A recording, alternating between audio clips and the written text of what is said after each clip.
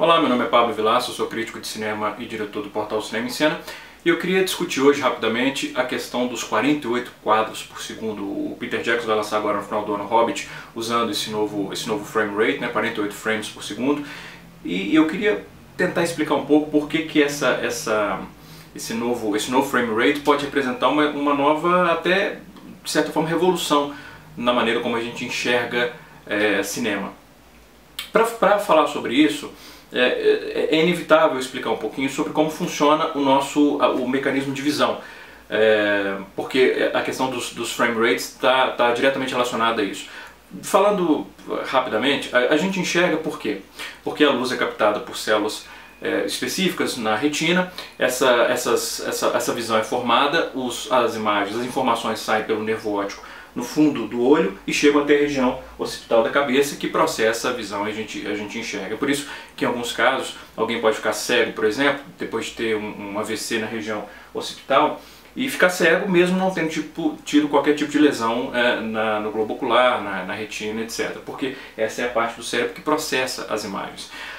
Mas, quando as imagens são captadas na retina e são transmitidas pelo nervo óptico lá para a região occipital, elas permanecem por alguns milissegundos na retina. É o que é chamado de persistência retiniana e é um dos fatores que levam a gente a enxergar a imagem em movimento. Não é o único e talvez nem seja o mais importante.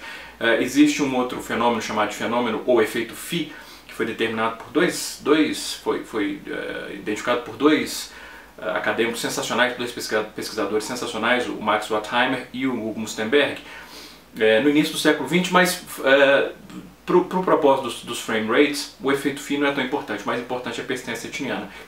E como eu falei, essa frequência com que as imagens permanecem na retina, elas chegam a aproximadamente 1/50 de segundo. O que eu quero dizer com isso?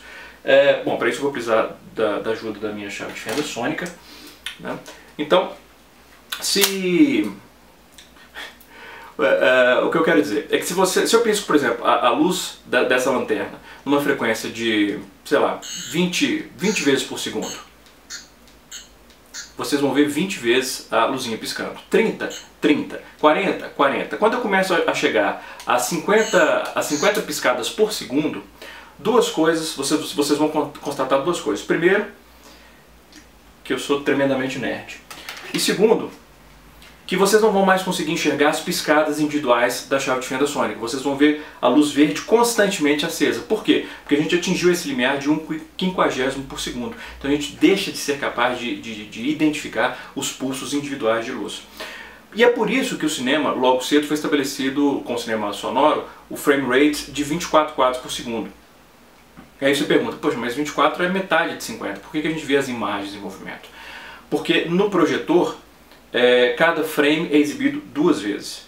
Então você tem 24 quadros diferentes por segundo, mas no projetor o frame se posiciona, o shutter se abre, a luz bate no frame, projeta na tela, o shutter fecha e abre de novo, projeta o mesmo frame na tela, e aí que muda para o frame seguinte. Então no cinema, apesar de serem 24 frames diferentes por segundo, 24 quadros diferentes por segundo, a gente vê cada quadro duas vezes, 24 vezes 2, 48, se aproxima desse limiar de 1/50 por segundo, e a gente vê as imagens em movimento. É por isso que na época do cinema mudo, quando eram 16 quadros por segundo, o padrão de 24 só veio com o cinema mudo porque a sincronização com a imagem era melhor, mas na época do cinema mudo eram 16 quadros por segundo, 16 vezes 2, 16 vezes 2, 32. Isso fica muito abaixo do limiar de 50 por segundo. E é por isso que quando a gente vê filmes da época do cinema mudo, a impressão que a gente tem é que a luz está meio oscilando, porque a gente consegue identificar os pulsos individuais com mais exatidão do que com 24 quadros por segundo. Aliás, é por isso que em inglês uma das gírias para falar de filme é flick, por causa da época do cinema mudo. Quando na época dos 16 quadros por segundo, a gente conseguia ver esses pulsos com mais facilidade, então a luz parecia oscilar, então parecia que a luz estava flickering, daí a gíria flick. Muito bem, então é por isso que são 24 quadros por segundo. E a gente vê 48 porque cada um é exibido duas vezes. Há mais de uma década, um cara desenvolveu um sistema chamado Maxivision, em que a ideia dele era filmar e projetar a 48 quadros por segundo. E quem assistiu a testes, por exemplo, o Roger Ebert assistiu a testes do Maxivision, ficou impressionado, dizia que parecia 3D, sem 3D, quer dizer, vendo em 2D, mas parecia 3D o 48 quadros por segundo. Por quê? Porque o 48 quadros por segundo é mais próximo da realidade do que o 24 quadros por segundo. Quantos frames por segundo nós vemos na vida real? Infinitos frames por segundo. Então quanto mais frames por segundo o cinema tiver, mais se aproxima da nossa sensação de movimento da realidade. Existe uma série de artefatos de técnica que a gente vê no 24 quadros por segundo até hoje. Por exemplo, o Para Roma com Amor, do Woody Allen, tem um traveling em Roma, numa praça em Roma, em que ele vai fazer, não, mentira, uma panorâmica, em que a câmera vai girando em torno do próprio eixo e a gente vai vendo os prédios em volta da praça e todas as linhas verticais elas ficam deformadas, é muito feio. Por quê? Pela questão da gente enxergar as imagens e haver uma distorção em função dos 24 quadros por segundo. O 48 quadros por segundo não, essa mesma panorâmica a gente veria as linhas verticais íntegras, a gente veria como se a gente realmente estivesse girando os nossos olhos em torno daquela praça sem qualquer tipo de deformação. Então o 48 quadros por segundo tem o potencial de ser muito mais realista, muito mais real. É claro que quando esse sistema foi inventado há tanto tempo, os estudos não tiveram interesse, porque todas as grandes mudanças tecnológicas, as grandes revoluções tecnológicas na história do cinema, elas surgiram em função não de necessidades artísticas, mas em função de ganhos financeiros. Quando o som é implementado no cinema pelo cantor de jazz no final da década de 20, pela Warner, já era tecnicamente possível você ter som há vários anos, mas no final da década de 20 tem uma recessão econômica nos Estados Unidos, as pessoas param de ir ao cinema e o som é implementado para atrair as pessoas de volta. Da mesma forma, a razão de aspecto maior a partir da década de 50, porque as pessoas deixaram de ir por causa da televisão, o 3D para combater pirataria, e o 48 quadros por segundo não traria nenhum ganho financeiro. Ao contrário, traria mais gastos, você teria que filmar usando o dobro de película, você teria que mudar as câmeras, teria que mudar os projetores, porque se você coloca 48 quadros por segundo num projetor adaptado para 24, ele ia exibir cada um 2 vezes, 96 quadros, enfim, daria um efeito de câmera lenta. Então, a ideia de implementar o Maxivision foi descartada. Agora é mais viável porque você tem o digital, então não tem necessariamente o dobro do gasto da película para filmar. A projeção digital é uma questão mais de software do que de hardware, então é mais fácil implementar, é mais barato implementar o 48 frames por segundo. E aí vem o Peter Jackson e decide filmar não só usando 48 frames por segundo, que já tinha uma aparência de realidade ou de hiperrealidade muito grande, em 3D. Então isso realmente tem o potencial para ser revolucionário na história do cinema, como foi a chegada do som, como foi a chegada da cor. Porque a hiperrealidade oferecida pelo 48 quadros por segundo em 3D é algo absolutamente inédito na história do cinema. A questão é, o público vai se adaptar a isso? Por quê? As pessoas que já assistiram a exibições em 48 frames por segundo reclamam que a imagem se assemelha muito mais a vídeo do que a cinema. E isso é inevitável, não há nada que vai poder ser feito para corrigir isso.